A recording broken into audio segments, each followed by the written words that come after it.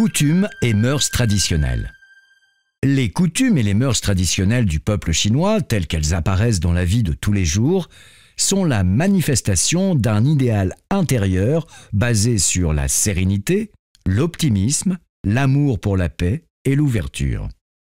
Cet état d'esprit est présent dans tous les domaines de la vie, comme le montre l'ambiance de la capitale des Song du Nord, dépeinte dans le tableau au bord de la rivière à la fête Ximing.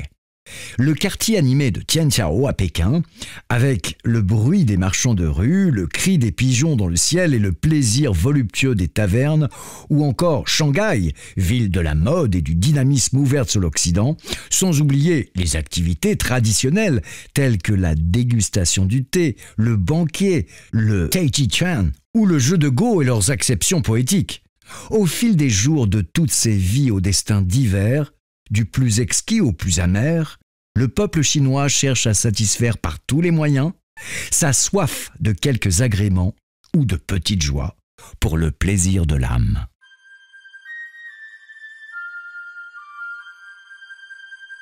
Chapitre 22. Fresque urbaine d'après le rouleau au bord de la rivière à la fête de Qingming. Au bord de la rivière à la fête de Qingming est un tableau qui date des Song du Nord, de 960 à 1127. L'œuvre, créée il y a plus de 900 ans, est aujourd'hui conservée au musée de la Cité interdite. Son auteur serait Chang Zijuan, un peintre de la cour.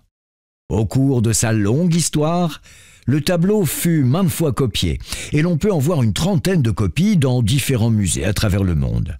L'une d'elles a même réussi à tromper l'empereur Qianlong des Qin. Érudit et grand amateur d'art, il l'a prise pour l'original. Elle est aujourd'hui la propriété du musée du Palais ancien de Taipei.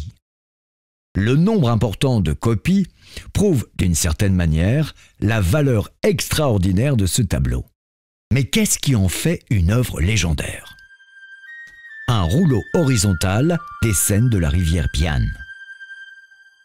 Le tableau est peint sur un papier horizontal, long de 5 mètres, selon la tradition chinoise.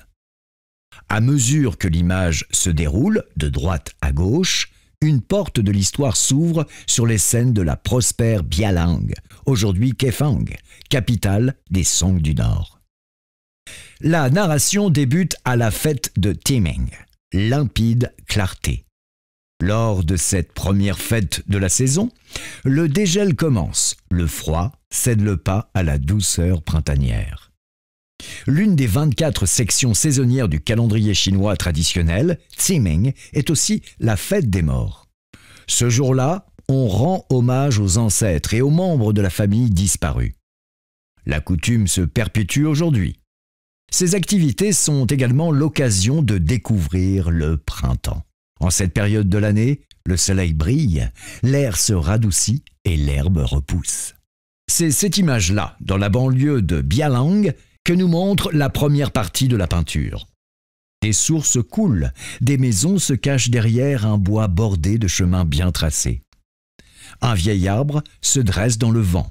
Ses branches, desséchées, portent un bourgeon vert à leur extrémité. Plus loin, des champs immenses sous une brume légère. Des hommes, avec leurs ânes, lourdement chargés, reviennent du bois et se dirigent lentement vers la ville. À leur gauche, dans un va-et-vient incessant, des gens qui partent nettoyer le tombeau familial et brûler l'encens et d'autres qui reviennent de la ville. Sur la route, les appels des voyageurs se mélangent au hennissement des chevaux et aux plaintes des mulets. La peinture continue à se dérouler et nous amène à l'avant-plan. La rivière Bian apparaît. C'est un axe fluvial qui relie le nord au sud du pays, sur lequel l'intensité de la navigation nous donne une image de la prospérité de l'époque. Au-delà des bateaux accostés à la rivière s'élargit sur sa gauche. Le courant devient plus rapide et les mouvements des bateaux s'accélèrent. Le tableau nous conduit alors dans sa partie centrale. On y reconnaît une reproduction véridique du quartier du pont de l'Arc-en-Ciel, situé au centre de la ville. Le pont, en bois, s'impose dans l'espace. Il enjambe la rivière, cintré comme un magnifique arc-en-ciel. Une foule composée de marchands, de voyageurs et de promeneurs grouille sur le pont. Un groupe de passants attire plus particulièrement l'attention. Penché par-dessus le parapet, ils regardent vers le bas, gesticulant, hurlant de peur, affichant une mine effrayée. Sous le pont, un grand bateau emporté par les flots pique du nez et son commandant vocifère des ordres en agitant les bras. Ces hommes poussent de leur perche les piliers du pont tandis que d'autres rament avec force ou bien s'affairent pour affaler la voile. Le bateau se précipite sur le pont, laissant derrière lui des remous. La peur des spectateurs sur le pont et la vigilance des marins sous le pont communient entre elles et la tension qui flotte dans l'air est accentuée par le tourbillon des eaux. La dernière partie du tableau revient à la narration calme. La rivière tourne à l'est et coule tranquillement. Sur les rives, de larges voies conduisent jusqu'à la porte de la cité. Au pied des remparts, des gens se reposent, prennent l'air, bavardent et regardent à droite et à gauche. Des têtes de chameaux dépassant le mur laissent deviner l'intense activité qui règne à l'intérieur de la ville. Une fois la porte franchie, les rues s'étendent et se croisent, comme les lignes d'un échiquier, et se remplissent de l'animation des boutiques, des maisons de thé, des tavernes, des salles de jeux d'échecs et des cours d'arts martiaux, ainsi que des temples. À côté du défilé incessant de charrettes et de chevaux des habitants, debout ou assis sur le trottoir, discutent avec enthousiasme pendant que des visiteurs déambulent en admirant le spectacle de la rue et que des vendeurs empressés les interpellent. Soudain, un coche tiré par 4 chevaux surgit à toute vitesse et vient bouleverser la tranquillité de la scène. Les personnages, très nombreux dans cette partie du tableau, vendeurs, serveurs, lettrés, moines, jeunes et vieux, sont peints avec minutie et font l'objet d'une recherche particulière dans l'expression. Chacune des 3 parties du tableau se focalise sur un paysage de référence, la campagne, la rivière ou bien la ville. La première met en avant la végétation, la seconde s'organise autour du pont et la dernière autour de la porte de la citadelle. Regroupées sous un thème central, les scènes, diverses et variées, ne sont pourtant pas désordonnées, mais contribuent à souligner l'ambiance dominante. Si le début est calme et épuré, le milieu s'intensifie et provoque un tourbillon d'émotions, puis le tableau se termine sur une ouverture à la fois grandiose et ordinaire, avec de petits détails comme soufflés dans un murmure aux oreilles des passants. La trilogie est une évolution à la cadence riche et mouvementée qui se termine par un retour au point de départ. Le calme, la tension et l'animation forment 3 étapes contrastées. Vue dans son ensemble, la longue séquence narrative montre le rythme intérieur d'un récit complet. L'introduction lente de l'histoire est suivie de l'intrigue centrale avec le pont de l'Arc-en-Ciel et le dénouement intervient en pleine animation de part et d'autre de la citadelle. Par son procédé, cette peinture est la démonstration d'un principe artistique qui consiste à faire prévaloir l'arrière-goût et à donner lieu à une rumination pendant 3 jours. La civilisation urbaine des Song du Nord. La civilisation urbaine était déjà avancée sous la dynastie des Tang. Sa capitale, Chang'an, aujourd'hui Xi'an, était la plus grande ville du monde avec 1,5 million d'habitants. Mais d'autres métropoles, dans le nord comme dans le sud, comptaient aussi plus d'1 million de personnes, parmi lesquelles Luoyang, à l'est de Chang'an, et Yangzhou, ville commerçante du sud du Yangtze. Sous les Song du Nord, la civilisation urbaine était encore plus florissante. Leur capitale, Bialang, bien que moins étendue que Chang'an à son apogée, comptait 1 million d'habitants.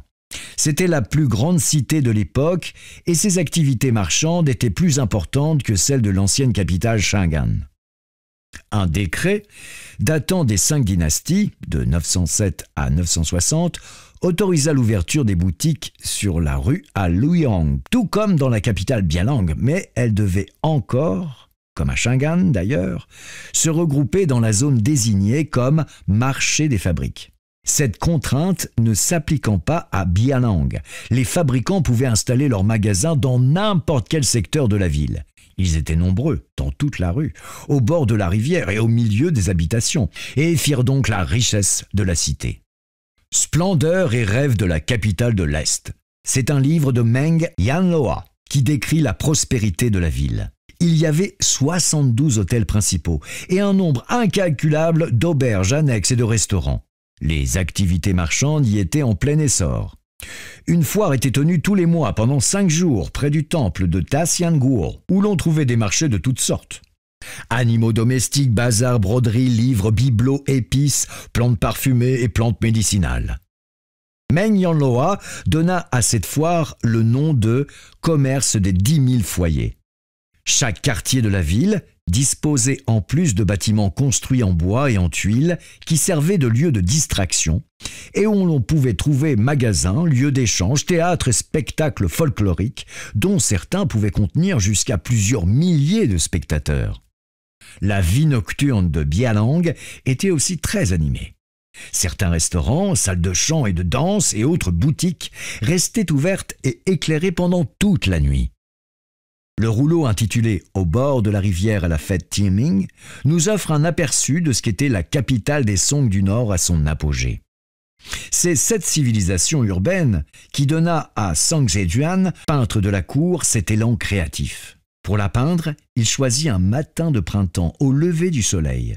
Tout paraissait alors fluide et vivant, l'herbe verte, l'eau de la rivière, le flot de citadins. Sous son pinceau attentif, le battement dynamique de la ville se transmet sur le grand rouleau de papier. La force captivante de la peinture s'empare de tous ceux qui la contemplent et les embarque pour une promenade en compagnie de son auteur dans ce pays de douceur, de joie et de voluptés enivrantes.